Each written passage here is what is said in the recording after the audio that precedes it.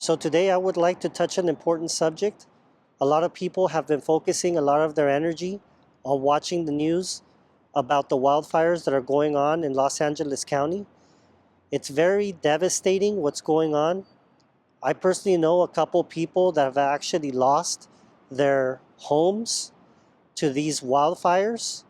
You have the Eaton fire, and then you have the Pacific Palisades fire that's going on, and you have other little fires that have erupted all over Los Angeles County. So right now, it's very important for you to donate to certain organizations that are helping a lot of these people out in these communities. Anything will help. I'll go ahead and I'll post some of the places that I think are good places that you can actually give some money to online. I'll post them on the description down below. But one of the things that I was thinking about the other day was the fact that there's a lot of people out there that in this fire, they actually were not insured. You have a lot of people over the years that have gone without insurance, and a lot of it is because these insurance companies, they no longer wanted to insure a lot of these multi-million-dollar homes, especially in Pacific Palisades. This past year in 2024, there was a real large percentage of homes that became uninsured because State Farm decided to drop their insurance. And so this caused a large scramble of people trying to find new insurance options. You have something called the FAIR Plan in California that was supposed to be an avenue of last resort for a lot of homeowners in the area to be able to satisfy their requirements for their mortgage. But unfortunately, from what I've read, it's become the norm for a lot of people to run to that certain type of insurance plan, and the demand for that FAIR Plan has more than doubled. So what's going to happen to all these people that were living in this area? I think that's a subject that a lot of people are not covering online, is where will all these people go? There's a shortage of affordable housing, or there's a shortage of housing in general in Los Angeles County and the surrounding areas. You have a lot of people that are used to living in that area, and so they obviously want to live somewhere close. You have other areas like Brentwood, Santa Monica, Bel Air, Beverly Hills, and other surrounding areas where a lot of these people are going to want to flock to that area. But unfortunately, a lot of these landlords, I feel, are going to start taking advantage of all of these future tenants, because a lot of these homes are going to take years to rebuild. And not only that, but you have the fact that a lot of these people, they are in an immediate need of housing. And so that's going to cause bidding wars on the houses that are available to purchase, because see, a lot of these people that lost the homes, they lost a lot of stuff, but they have the means to purchase a second home. A lot of the people that lost their residences there, more than likely, they have second residences that they might run to for the meantime. But if they want a residence in that area, they are going to have to spend top dollar. So real estate in that area, I personally think, will have an actual increase in price because of the bidding wars. So what are people paying for rent in that area? They're paying somewhere close to $10,000 a month maybe. Well, with this new demand, more than likely, you're going to see that double. There's probably going to be properties around that area where people are going to be paying $20,000 a month in rent, or maybe even $25,000 a month in rent. So those are things that I think will eventually happen. We're going to see a spike in rent. You're going to see a lot of people asking for long-term leases, maybe 2 to 3 years or longer.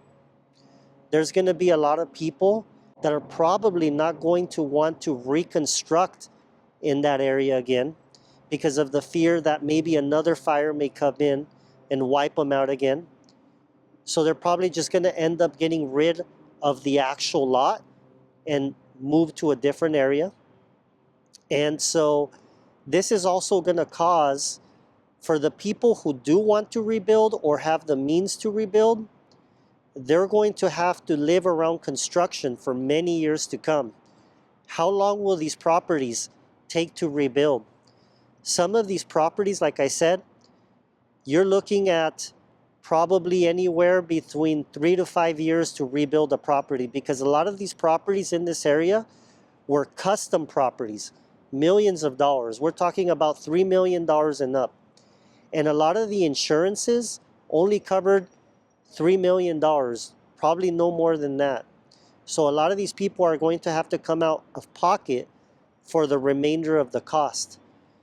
And another thing that's going to end up happening too is the fact that it's going to be very difficult to find the labor to be able to construct all these homes. Can you imagine the multitude of homes that need to be rebuilt and the amount of labor that needs to be brought in and the materials? There's going to be a shortage of materials, and there's going to be a shortage of people that are willing to go to work on these properties and that have the qualifications to be able to build these multi-million-dollar units. Some of these properties, probably even in Malibu, will probably take 7 to 8 years to construct. So that would be the aftermath of what a lot of people are probably not mentioning on a lot of these videos. Also, you have the insurance. Now that we have all of these natural disasters, what will happen to the insurance companies? How much will the insurance companies charge on their premiums once these properties are rebuilt? Are they going to charge what they did before? Probably not. More than likely, if you have a mortgage payment on that property, your insurance premium will probably be more than that monthly. So that's a risk that they are going to have to take to be able to live in an area like that. But by no means does that mean that the demand will drop.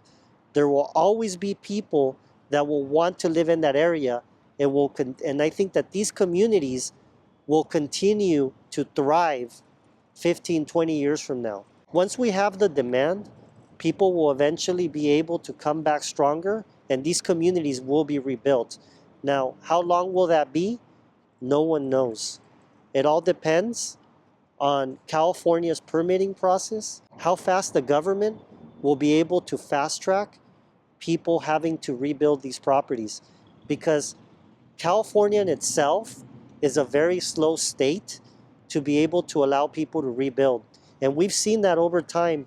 History shows us that the state of California does not have the proper procedures in place to allow people to construct properties in a timely manner. So it's very important for people to take that into consideration.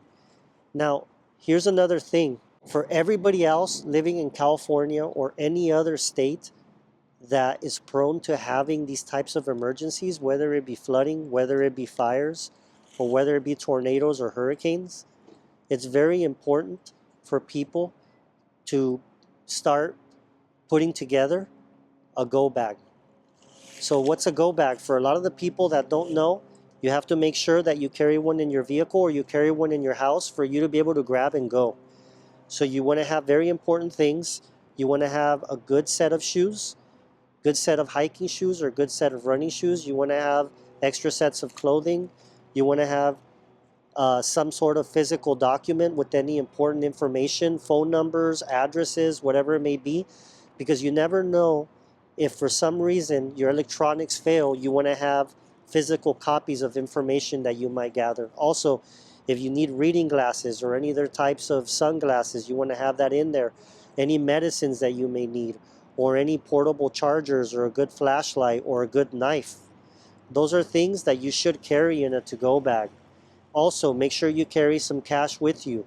I always like to have some loose change. And also, you want to carry 20s, 10s, 1s, 5s. You want to have some of that in there as well. And there's other little things that you may want to consider for your own personal use. You want to be able to have first aid kit in there as well.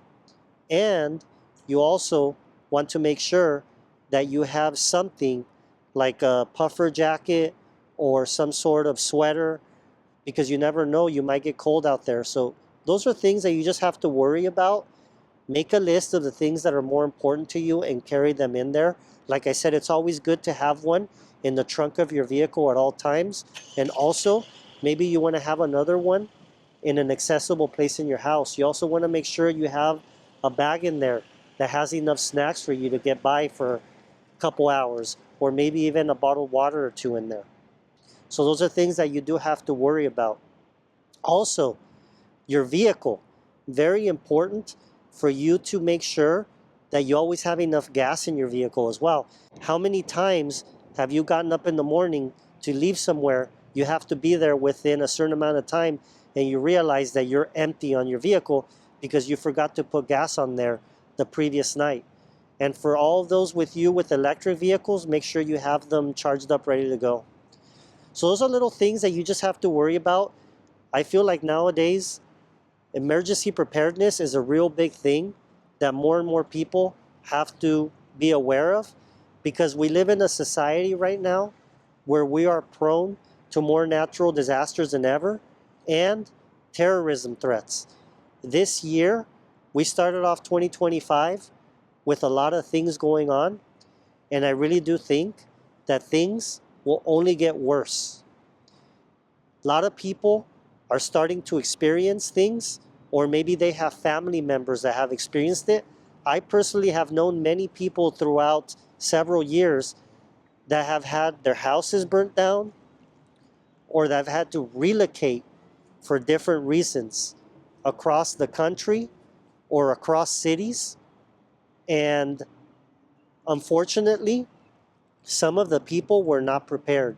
Some were, but some weren't. It's not a matter of if, but when.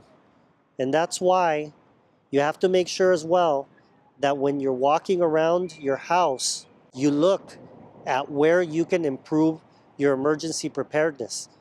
Also, once a year, I highly recommend that you take videos and pictures of the things that matter to you the most around your house and your property.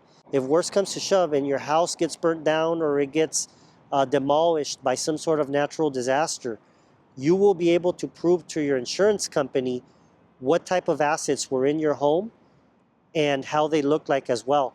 And that will help you to be able to do a proper claim with your insurance company. This is a video that I'm doing that's a little bit off topic compared to what I usually do, but this is something I feel the message needs to be spread across the nation and across the world, because this message doesn't only apply to people in Los Angeles, California, or in the United States.